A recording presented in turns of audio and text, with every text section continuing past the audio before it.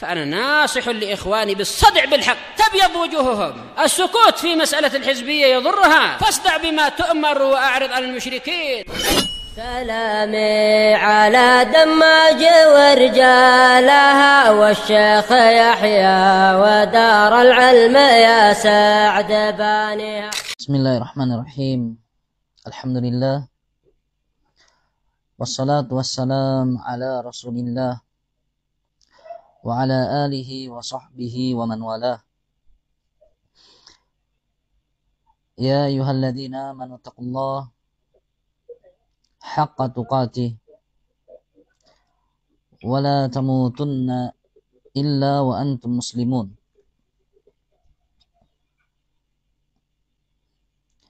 يا أيها الناس اتقوا ربكم الذي خلقكم من نفس واحدة وخلق منها زوجها وبث منهما رجالا كثيرا ونساء واتقوا الله الذي تساءلون به والأرحام إن الله كان عليكم رقيبا. يا أيها الذين آمنوا اتقوا الله وقولوا قولا سديدا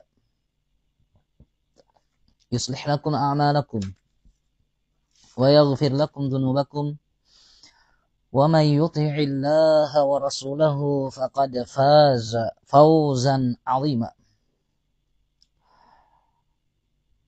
أما بعد فإن أصدق الحديث كتاب الله وخير الهدى هدى محمد صلى الله عليه وسلم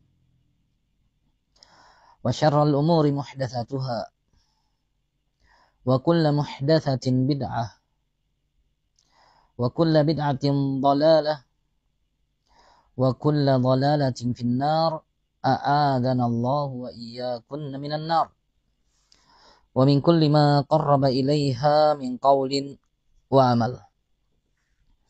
فإنشاءالله تبارك وتعالى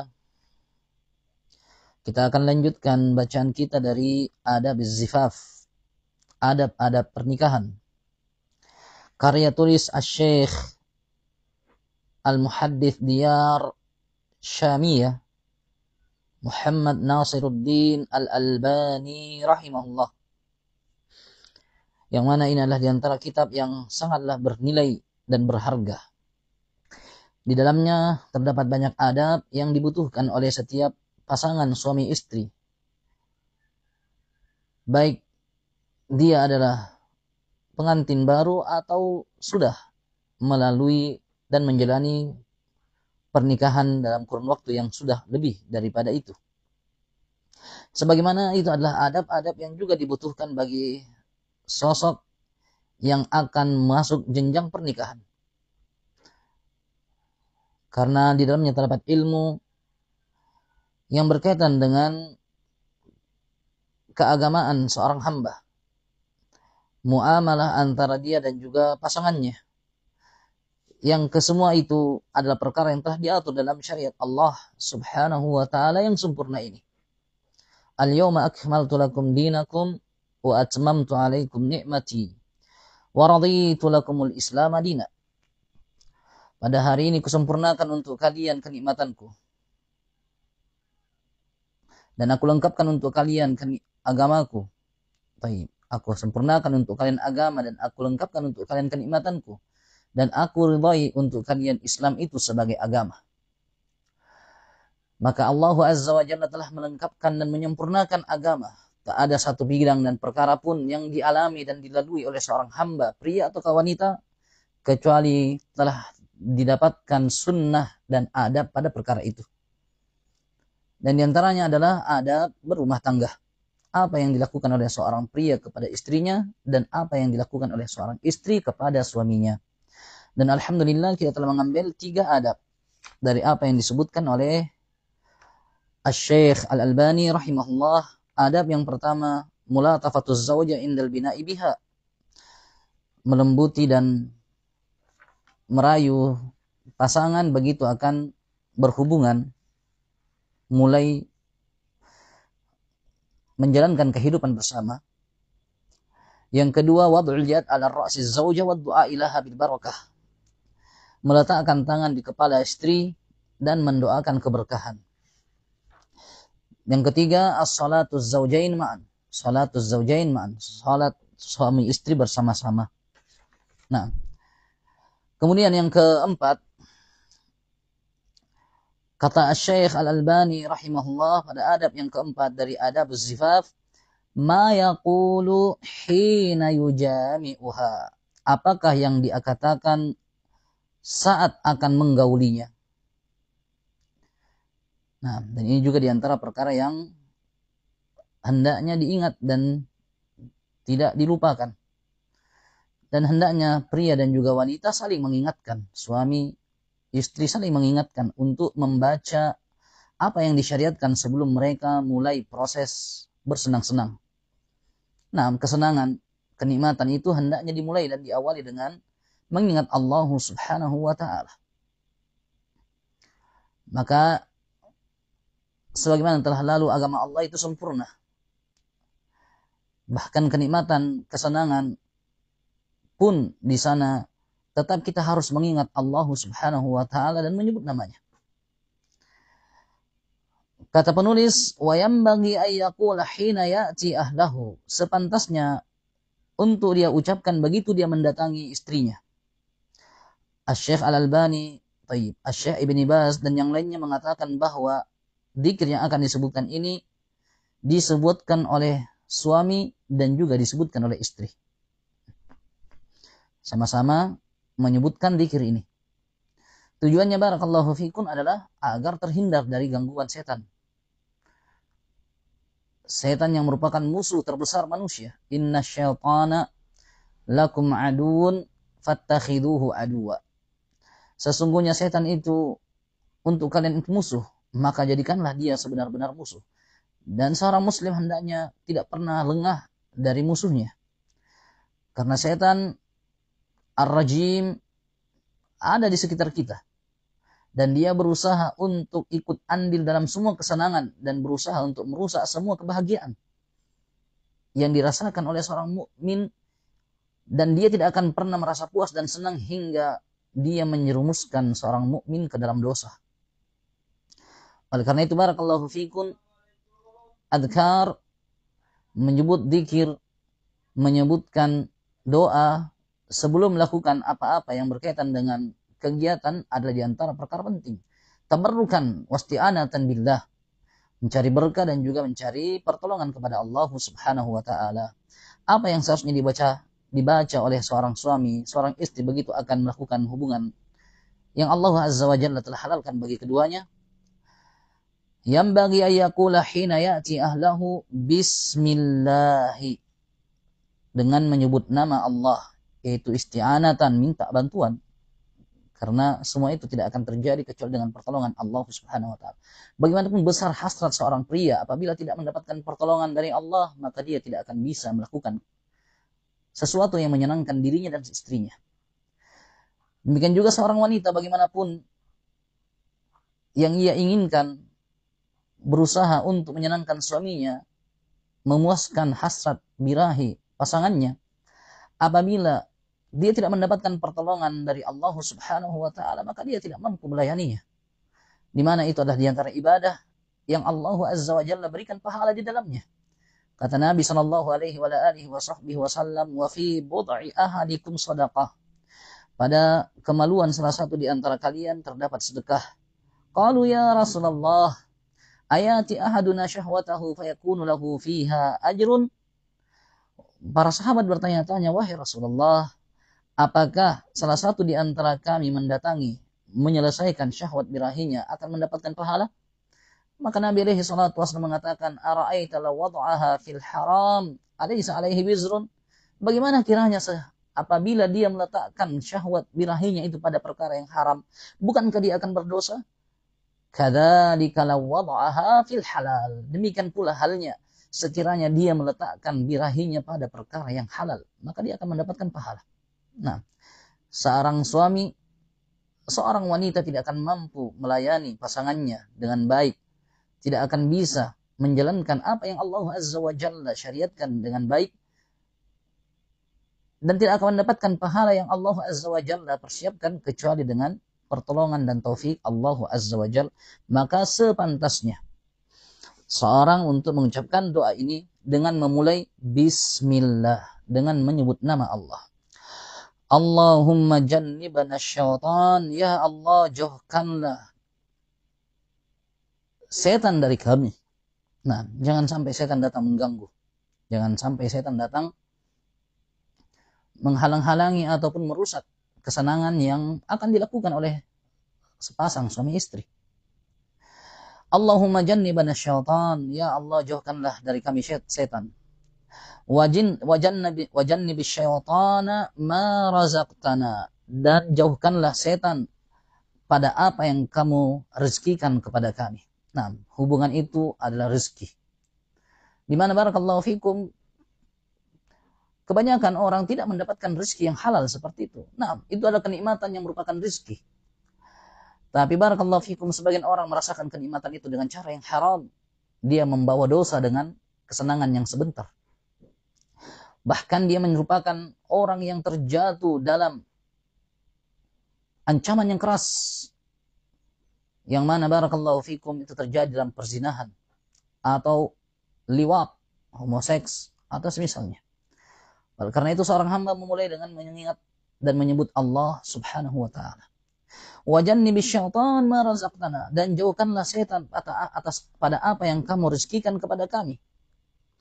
Kata Nabi sallallahu alaihi wasallam, "Fa idza qada Allahu bainahuma waladan lam yadurruhu syaitanu abada." Apabila Allah mentakdirkan antara kedua orang tersebut kelahiran anak, artinya pada hubungan yang dia baca doa ini, Allah takdirkan pada hubungan tersebut terbuahinya sel telur pada wanita, sehingga rahimnya pun tumbuh dan melahirkan anak.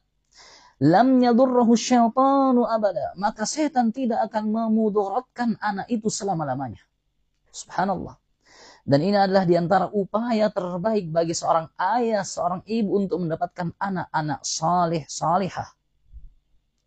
Memulai mendapatkan anak itu dengan dzikrullah. Segala sesuatu yang dimulai dengan kebaikan akan melahirkan kebaikan. Sahih. Sehingga barakallahu fikum, bersungguh-sungguh untuk menyebut dan membaca doa ini. Saling ingatkan, jangan lupa. Baca dulu. Kenapa yang kita inginkan saya dan engkau, wahai pasanganku yang saya cintai, adalah kehadiran anak yang tidak diganggu dan disakiti oleh setan. Para ulama menyebutkan lam yadurruhu syaitanu abada ay lam yuqi'uhu fi syirki. Setan tidak akan menjerumuskannya dalam syirik. Sebagian lagi barakallahu fikum mengartikan hadits ini, yaitu la yadurruhu syaitan wa in waqa'a fi ma'siyatin raja'a wa taba min. Setan tidak akan memudaratkannya, yaitu apabila setan berhasil membujuknya terjatuh dalam dosa kemaksiatan, maka suatu saat dan segera dia akan taubat dan rujuk dari dosa itu. Sehingga setan pun walaupun berusaha untuk menyesatkannya, maka dia tetap sebagai hamba yang dilindungi oleh Allah Subhanahu wa taala. Oleh karena itu, di antara kiat anak saleh adalah seorang ayah atau seorang wanita memilih pasangan yang saleh, salihah. Kenapa? Seorang pria yang saleh, seorang wanita salihah akan mengingat hal-hal seperti ini. Sebelum mereka memulai berupaya untuk mencari keturunan yang saleh, salihah, maka mereka mencari pasangan yang saleh, salihah dulu. Begitu saleh, salihah ketemu, maka mereka akan mengambil langkah berikutnya, yaitu sebelum melakukan proses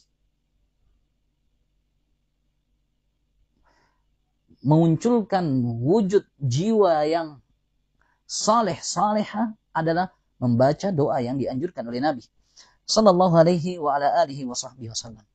Sehingga barakallahu fikum, ini adalah diantara doa yang sepantasnya untuk dihafalkan, terlebih lagi yang sudah menikah. Dan yang akan menuju jenjang pernikahan hendaknya tidak lupa untuk menghafalkan yang seperti ini. Bismillah, Allahumma jannibasy syaitan wa jannibasy syaitana ma razaqtana. Bismillah, ya Allah, jauhkanlah syaitan dari kami dan jauhkanlah syaitan pada apa yang kamu rezekikan kepada kami. Di antara yang Allah rezekikan adalah keturunan anak, pria atau wanita. Berdasarkan hadits ini, Imam Al-Bukhari rahimahullahu taala mengatakan bab at-tasmiyah inda kulli syai'in wa indal wudu. Bab membaca basmalah pada setiap perkara dan juga pada saat akan berwudu. Lalu beliau mendatangkan hadis Abdullah bin Abbas yang kita baca ini, yaitu apabila berhubungan badan saja antara suami istri pada perkara-perkara yang merupakan rutinitas yang rutin dilakukan oleh suami dan istri, yang merupakan hal yang wajar tabiat manusia, dianjurkan untuk membaca basmalah, maka saat wudu lebih dianjurkan untuk membaca basmalah. Ini istidlal argumentasi dari Imam Al-Bukhari rahimahullahu taala tentang pentingnya membaca basmalah. Nah, kemudian adab yang kelima, kaifa yatiha, bagaimana dia menggauli istrinya. Dan ini antara perkara yang penting. Adab dalam menggauli istri. Dan para wanita hendaknya mengetahui perkara ini agar dia tidak diperlakukan seenaknya oleh suaminya. Lalu bagaimana? Dan apa cara yang harus dilakukan? Kata penulis, wa yajuzu lahu ayyatiha fi qubuliha min ayyi jihatin sya'a. Boleh bagi sang suami mendatangi istrinya fi qubuliha, di kubulnya. Baik. Maaf saja, dalam celana dalam itu menutupi dua hal. Kubul dan dubur. Dubur yaitu apa yang ditutupi di arah belakang, sementara kubul yang diambil dari arah depan, qabala yang artinya depan. Boleh bagi seorang suami untuk mendatangi istrinya fi kubuliha, di daerah depan. Min ayyi jihatin sya, dari arah mana saja, selama yang ia datangi adalah di daerah depan. Min khalfiha au min amamiha, baik itu dari belakangnya atau dari depannya.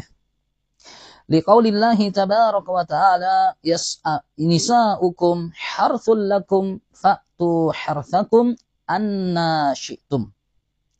Berdasarkan ucapan Allah tabaraka wa ta'ala, istri-istri kalian adalah ladang bercocok tanam untuk kalian. Fa'tu harthakum, maka datangilah ladang bercocok tanam kalian, anna syi'tum ay kaifa syi'tum, bagaimanapun yang kalian inginkan.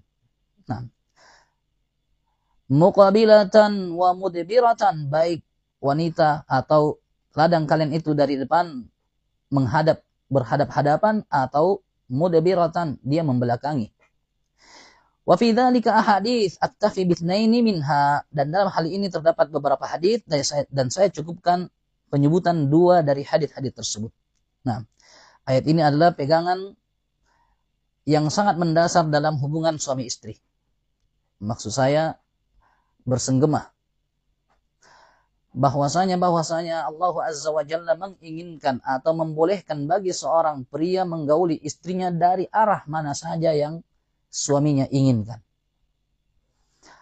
Selama barakallahu fikun yang ia datangi adalah saluran tempat keluarnya anak, maka itu adalah hal yang Allah Azza wa Jalla syariatkan dan bolehkan. Adapun barakallahu fikum, dia datangi selain daripada saluran itu, maka hukumnya haram. Dan haram bagi seorang wanita untuk menuruti kemauan suaminya selain pada yang dihalalkan tadi. Dan boleh bagi seorang wanita untuk minta cerai. Boleh bagi seorang wanita untuk khulu'. Sebagaimana boleh bagi seorang wanita untuk melaporkan kelakuan suaminya yang tidak mau mendatangi tempat yang halal tadi. Dan memaksakan dirinya untuk menyerahkan apa-apa yang haram dari lubang pembuangan. Allah musta'an. Kenapa barakallahu fikum? Karena itu adalah perkara yang haram, dan akan datang hadis-hadis yang menjelaskan tentang haramnya mendatangi dubur. Karena itu bukan saluran untuk bersenang-senang dan bukan juga saluran untuk menghasilkan anak. Sementara suami istri melakukan hubungan adalah dengan tujuan untuk mendapatkan keturunan. Allah Azza wa Jalla berkata dalam Al-Quranul Karim, nisa'ukum hunna libasul lakum wa antum libasul lahunna. Istri-istri kalian itu adalah pakaian untuk kalian dan kalian adalah pakaian untuk mereka. Uhilla lakum lailatas siyami rafatu ila nisaikum hunna libasul lakum wa antum libasul lahunna. Alimallahu annakum satatayib. Kata Allah Azza wa Jalla, Allah mengetahui bahwasanya kalian itu menginginkan kepada istri-istri kalian. Fal'an fa'tuhun taib. Fal'ana bashiruhunna wabtagu ma kataballahu lakum. Maka sekarang itu di waktu malam, silahkan kalian menggauli istri-istri kalian, wabtagu ma kataballahu lakum, dan carilah apa yang Allah Azza wa Jalla tetapkan untuk kalian, yaitu dari keturunan. Menunjukkan hubungan itu diinginkan padanya keturunan. Yang diinginkan padanya senang-senang, dan tidak ada kesenangan apabila mendatangi sesuatu yang merupakan saluran kotoran. Allah musta'an. Al-awwal, hadits yang pertama, an Jabir radhiyallahu anhu. Beliau berkata, kanatil yahudu taqul. Dahulu orang-orang Yahudi berkata, idza atar rajulu imra'atahu min duburiha fi qubuliha kana al-waladu ahwal. Apabila seorang pria menggauli istrinya dari arah belakang di kubulnya, kanal waladu ahwal, maka nanti anaknya itu juling matanya. Dan ini barakallahu fikum prediksi orang-orang Yahudi tanpa dasar ilmu. Sehingga apabila mereka lihat ada anak juling, berarti bahwa itu didatangi dari belakang. Mamanya didatangi dari belakang. Ini prediksi dari orang-orang Yahudi dan ini tidak ada kaitannya sama sekali. Kenapa? Allah yusawwirukum fil arhami kayfa yasha. Allah yang membuat wujud kalian di dalam rahim bagaimana Allah hendaki. Allah yang atur. Apakah nanti anaknya juling, ataukah anaknya itu besar matanya, ataukah sipit. Itu semua adalah dari sun'illah, perbuatan Allah subhanahu wa ta'ala. Adapun manusia hanya melakukan sebab untuk bisa terbuahinya sel telur yang ada pada wanita. Nah, adapun model dan bentuknya nanti, maka Allah Azza wa Jalla yang yusawwiru kaifa yasha, yang membentuk rupa-rupa manusia sebagaimana yang Allah hendaki. Yazidu fil khalqi ma yasha, kadang-kalanya Allah akan memberikan tambahan ciptaan pada siapa yang Allah hendaki. Abdullah bin Abbas mengatakan fil jamal, ada yang ganteng, cantik begitu lahir, walaupun bapak mamanya mungkin biasa-biasa saja. Begitu keluar versi bapak mamanya yang lebih cakep dan lebih cantik daripada bapak mamanya, walaupun mirip tapi cakep. Yazidu fil khalqi ma yasha, Allah akan berikan tambahan pada ciptaan apa yang Allah hendaki. Atau barakallahu fikum, Allah ciptakan dengan kekurangan, dia lahir dalam keadaan kurang, tidak sempurna. Sebagaimana ada yang Allah berikan tambahan penciptaan dalam tubuhnya, dia lahir jarinya 6, dan ini ada. Bahkan barakallahu fikum disebutkan dalam buku-buku fikih waris mewarisi, ada yang lahir punya 2 kemaluan plus minus, yang disebut dengan khuntha atau khuntha. Nah, disebut dengan khuntha. Siapa itu khuntha? Yang disebut dalam pembahasan ilmu waris mewarisi adalah orang yang terlahir memiliki 2 kemaluan. Sehingga ini adalah kasus yang membingungkan juru ahli waris. Karena mereka tidak bisa menentukan berapa warisannya sampai jelas apakah dia lebih dominan ke laki-laki atau dia dominan ke perempuan. Dan hal itu menunggu waktu. Sahih, tunggu besar. Apakah dadanya semakin tumbuh dan suaranya semakin seperti ke perempuan, atau barakallahu fikum yang dibawa yang semakin tumbuh memanjang. Nah, ini barakallahu fikum adalah sesuatu yang diperhatikan karena nanti akan nampak apakah dia lebih dominan kepada laki-laki atau dominan kepada perempuan, sehingga warisan yang didapatkannya itu bisa jelas. Warisan yang didapatkan bisa jelas. Nah, syahid barakallahu fikum, apa yang lahir dari janin seorang wanita itu adalah dari Allah subhanahu wa ta'ala. Itu semua datangnya dari Allah Subhanahu wa ta'ala. Selama barakallahu fikum dia mendatangi, itu suaminya mendatangi istrinya dari tempat yang dihalalkan, maka tidak ada kaitannya dengan julingnya mata atau cacatnya anak atau semisalnya. Karena itu semua adalah dari keyakinan orang-orang Yahudi. Kanatil yahudu taqul idza atar rajulu imra'atahu min duburiha fi qubliha kanal waladu ahwal. Apabila seorang pria mendatangi istrinya dari belakangnya di kubulnya, maka niscaya anaknya akan lahir juling. Fanazalat, maka turunlah ayat, nisa'ukum harthun lakum fa'tu harthakum anna syi'tum. Istri-istri kalian itu adalah ladang bercocok tanam untuk kalian, maka datangilah ladang cocok tanam kalian dari manapun yang kalian inginkan. Qala Rasulullah sallallahu alaihi wasallam, maka Rasulullah SAW mengatakan muqabilatan wa mudbiratan, saling berhadapan atau membelakangi.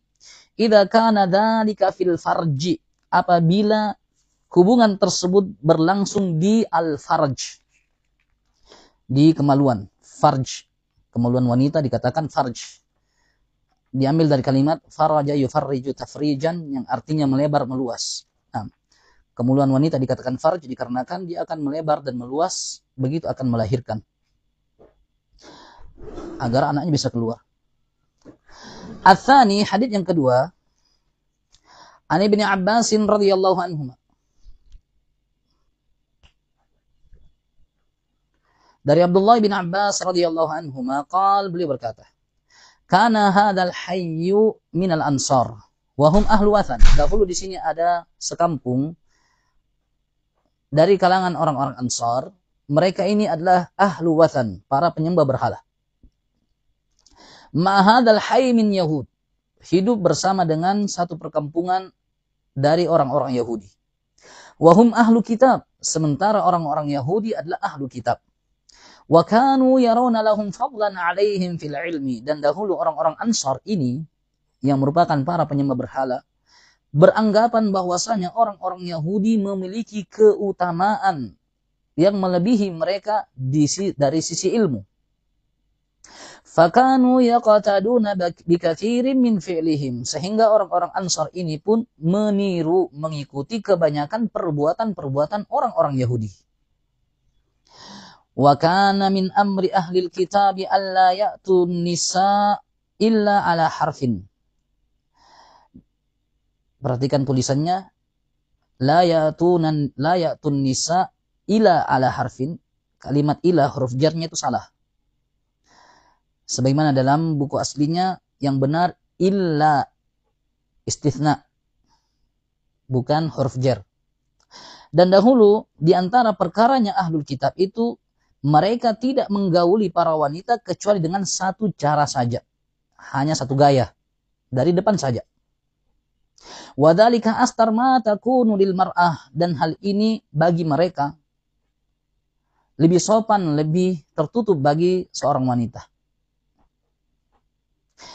Fakana hadzal hayy minal ansar qad akhadhu bidzalika min fi'lihim, dan perkampungan orang-orang Ansar tersebut telah mengambil perkara ini dari perbuatan orang-orang Yahudi, yaitu mereka pun mengambil itu sebagai tradisi, kebiasaan yang dilakukan antara suami istri. Apa yang dia dapatkan dari orang-orang Yahudi. Wa kana hadzal hayy min Quraisy, dan dahulu di sana ada beberapa orang dari orang-orang Quraisy, yaitu begitu mereka tiba dari kota Makkah hijrah menuju kota Madinah. Wa kana hadzal hayy min Quraisy yashrahuna an-nisa syarhan munkara, dan dahulu orang-orang Quraisy memperlakukan wanita, yaitu menggauli wanita dengan selebar-lebarnya, seluas-luasnya. Maknanya barakallahu fikum, mereka melakukannya dengan tidak menentu, dengan gaya-gaya yang berbeda-beda. Nakirah, mungkaran, sesuatu yang tidak jelas, bisa begini, bisa begitu, dan seterusnya. Orang-orang Quraisy memperlakukan wanita-wanita mereka dengan sebebas-bebasnya dalam menggaulinya. Wa yataladzadzuna minhum, dan mereka bersenang-senang minhunna, dari istri-istri mereka, muqabilatin wa mudbiratin wa mustalqiyatin, baik itu dari hadap-hadapan ataukah dibelakangi atau dalam keadaan dia tengkurap. Falamma qadima, yaitu para wanita tersebut, istri-istri mereka tengkurap. Falamma qadimal muhajirun al-Madinah, maka tatkala orang-orang muhajirun tiba di kota Madinah, tazawwaja rajulun minhum imra'atan minal ansar. Maka seorang pria dari orang muhajir menikahi seorang wanita dari suku Ansar. Fadhahaba yasna'u biha kadzalik. Lalu orang muhajir ini pun memperlakukan wanita Ansar itu dengan demikian, yaitu sebagaimana yang mereka biasa lakukan, yaitu para orang-orang muhajirin, mereka tidak mendatangi istrinya cuma dengan satu gaya, satu model, tapi dengan bebas, selama itu adalah tempat yang dihalalkan. Dari depan, dari belakang, dia terbaring ataukah jongkok atau semisalnya, maka mereka melakukan hal itu kepada istri-istri mereka. Fa'ankarathu alaihi, maka wanita Ansar ini pun mengingkari perbuatan suaminya itu. Waqalat, dan wanita itu mengatakan, innama kunna nu'ta ala harf, sesungguhnya kami ini, yaitu para wanita-wanita Ansar, hanya digauli dengan satu cara. Fasna dzalika, lakukan dengan cara itu, yaitu lakukan kami dengan satu cara seperti yang kami ketahui. Wa illa fajtanibni, kalau tidak jauhi saya. Itu dia minta khulu, dia minta cerai. Jangan lakukan saya. Kalau kau masih mau bertahan sama saya, lakukan kepada saya seperti itu saja. Jangan cari gaya-gaya lain. Iya. Hatta syari'a amruha, sampai urusan ini pun tersebar, yaitu berita ini bahwasanya wanita tersebut tidak mau digauli oleh suaminya dikarenakan begini dan begini pun tersebar luas. Ribut. Fabalagha dzalika Rasulullah sallallahu alaihi wasallam, maka perkara ini pun sampai kepada Rasulullah sallallahu alaihi wa ala alihi wa sahbihi wasallam. Fa anzalallahu azza wa jalla, maka Allah azza wa jalla menurunkan, nisaukum harthul lakum fa'tu harthakum anna syi'tum. Istri-istri kalian itu adalah ladang bercocok tanam untuk kalian, maka datangilah ladang bercocok tanam kalian dari manapun kalian mau. Muqabilatin, baik para wanita tersebut menghadap, wa mudibiratin, ataukah membelakangi, wa mustalqiyatin, ataukah tengkurap. Ya'ni bidzalika mawdi'al walad, yang dimaksud adalah selama yang di tempat itu ada tempat untuk melakukan atau menghasilkan anak. Nah,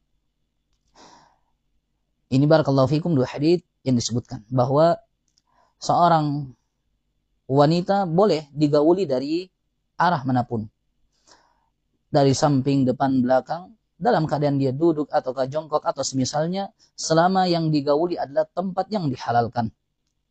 Adapun apabila dia menggaulinya pada tempat yang diharamkan, yaitu dubur, maka sekali lagi dia berhak untuk minta cerai, atau dia minta khuluk, atau dia laporkan suaminya kepada orang-orang yang pantas menasihatinya agar tidak melakukan hal tersebut, karena itu adalah hal yang diharamkan. Qala rahimahullah, tahrimud dubur, haramnya dubur. Sekali lagi, dubur, tempat keluarnya kotoran, adalah bukan tempat bercocok tanam, bukan tempat untuk menghasilkan anak, maka tidak disyariatkan untuk didatangi pada tempat itu. Maka beliau mengatakan tahrimud dubur, haramnya dubur.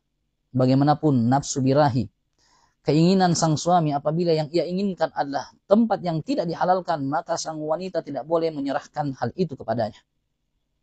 Nah, atau mungkin suaminya merasa stres ataukah susah karena mungkin saat itu sang istri dalam keadaan datang bulan yang dia tidak boleh digauli di saat-saat tersebut, maka dia pun tidak boleh menyerahkan tempat yang diharamkan itu.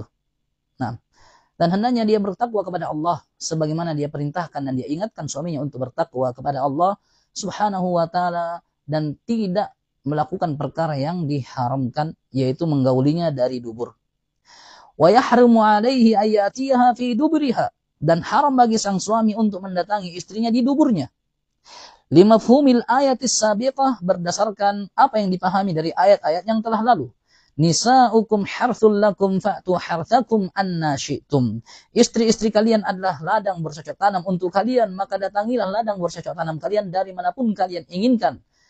Selama itu di tempat anak. Nah, wal ahadithul mutaqaddimah, dan juga berdasarkan hadis-hadis yang telah lalu.